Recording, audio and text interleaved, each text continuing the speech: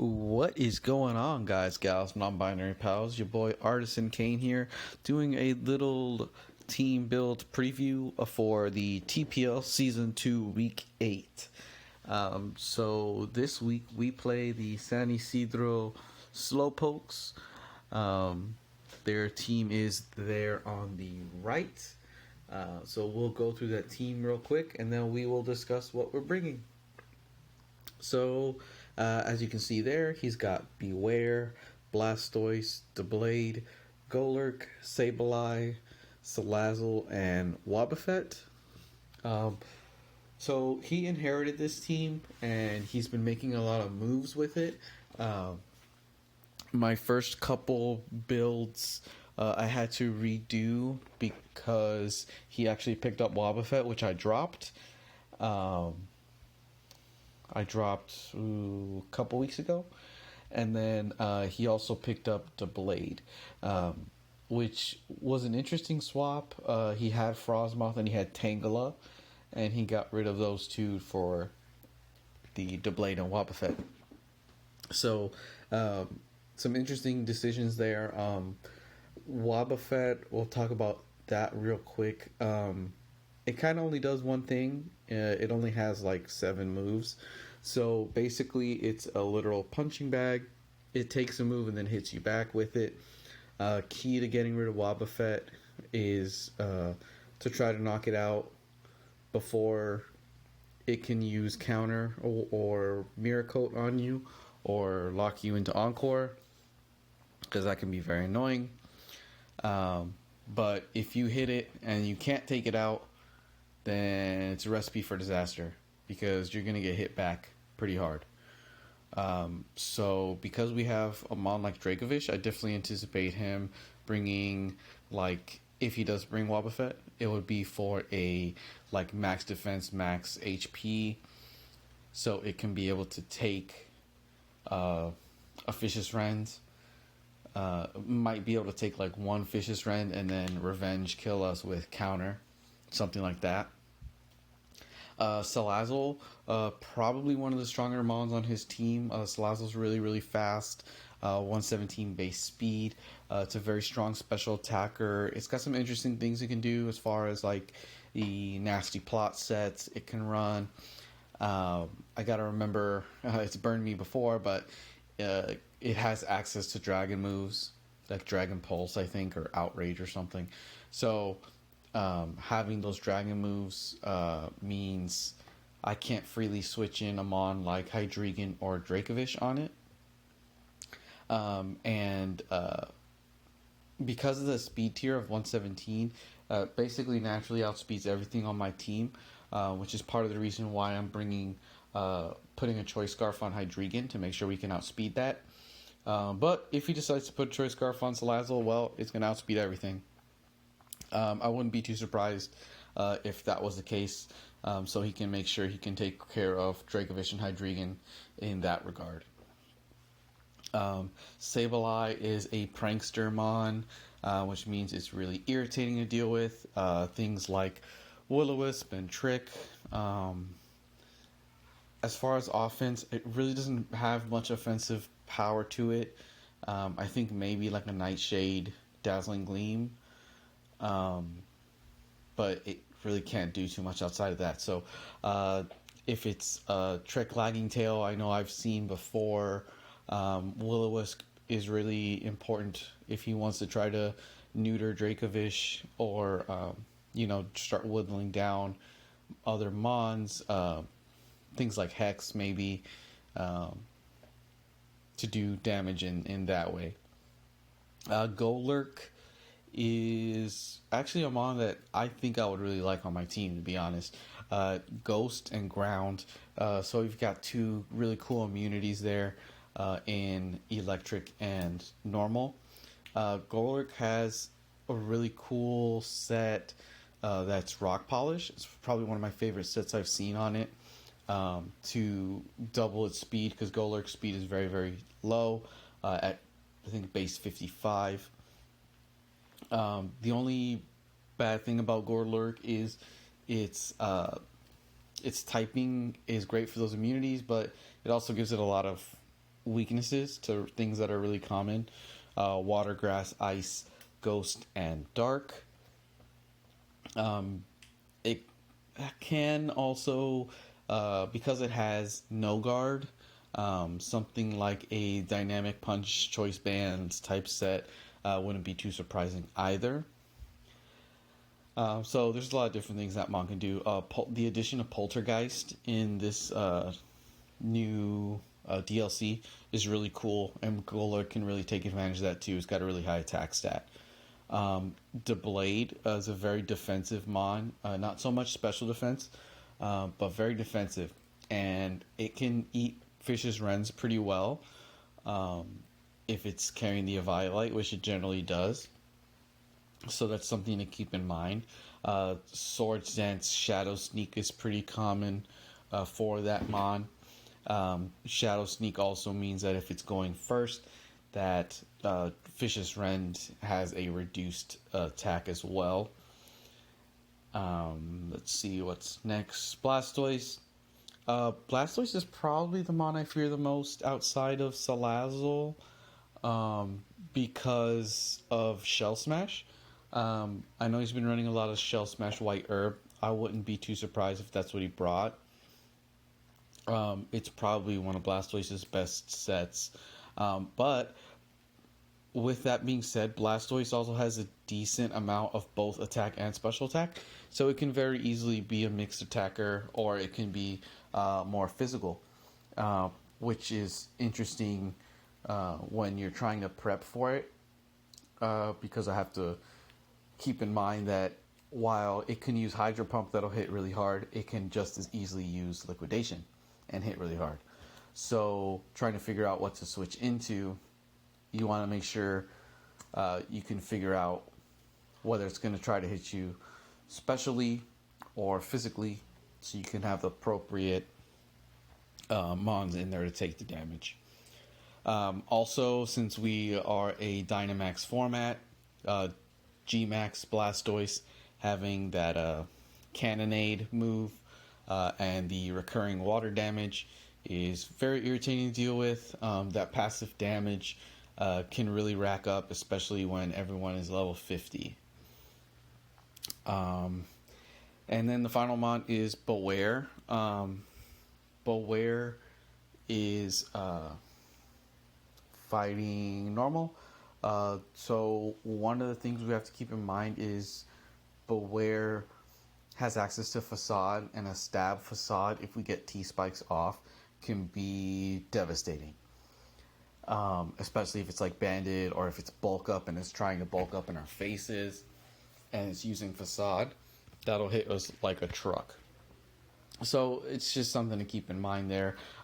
Beware, with having the Fluffy ability, it means Arcanine can face it pretty well, unless it's like an AV set.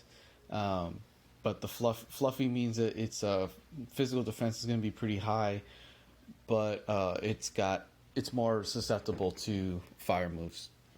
So that's where Arcanine comes in, with the combination of the Intimidate to lower its attack, and then Flamethrower to do big chunk damage on it. So with that being said, that's SY's team. So now we will look at the team that we are bringing. So first up, we have Shamir, our Hydreigon. As I mentioned, we're running a Choice Scarf, and that's because we will outspeed everything outside of a Scarfed Salazzle. We have enough EVs to make sure that we outspeed Golurk, even if it's a Rock Polish set. So even at +2, we will outspeed that Golurk. We got a fast U-turn for momentum there. Earth Power for Salazzle. Draco Meteor, just general damage that hits really hard. And then Dark Pulse, the only Mon that resists Dark Pulse is the Beware. So that means we can pretty freely click that Dark Pulse and do big chunk damage on the majority of the team.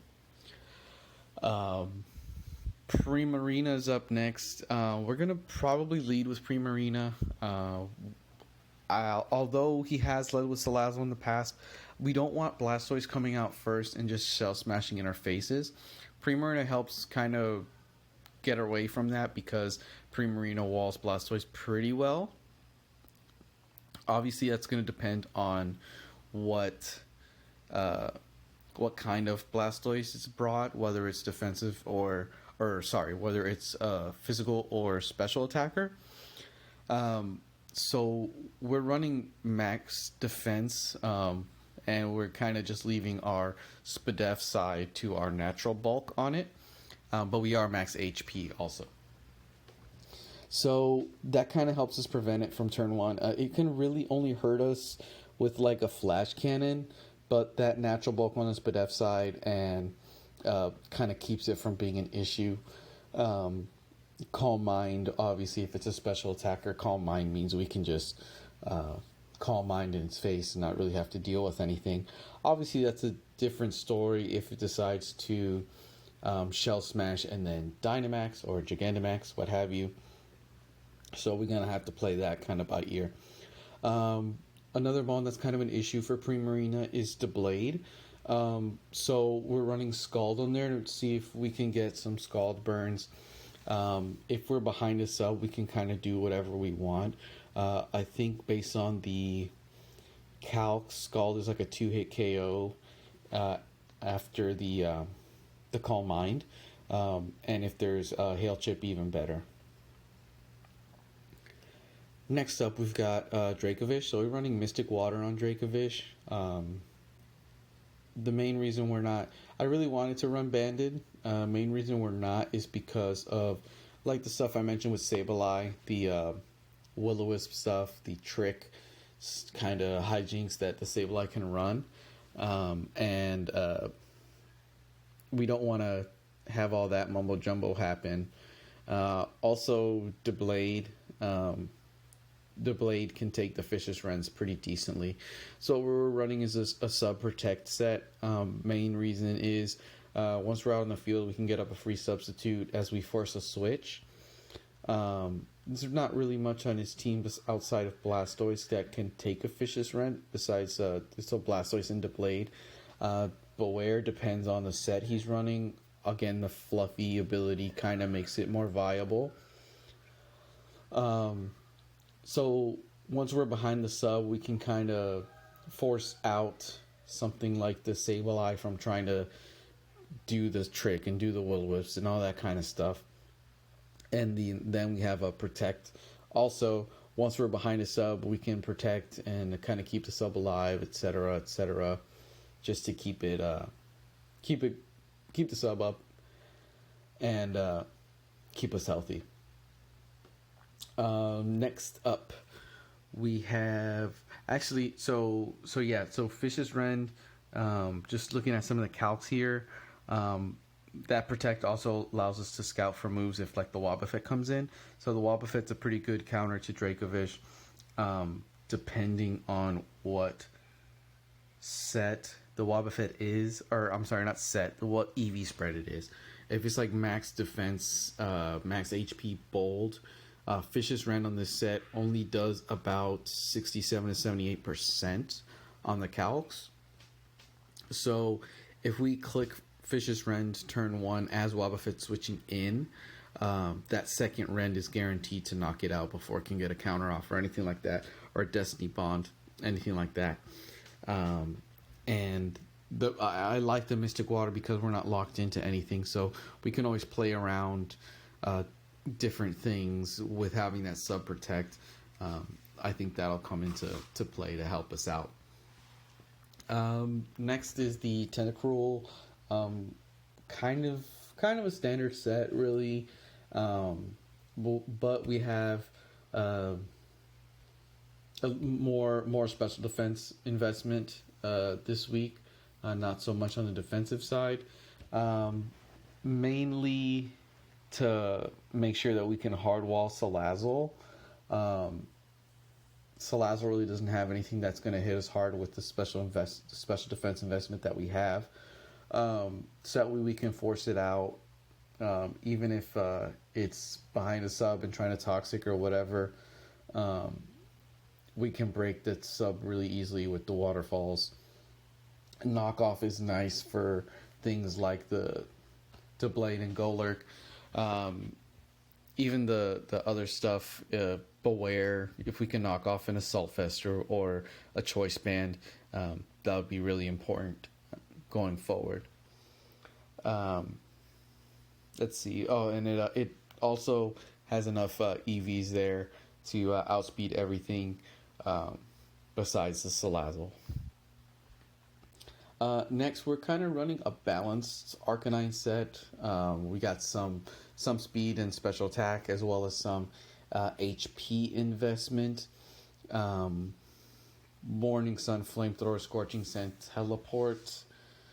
Um, Intimidate plus Fluffy deals with Beware really well.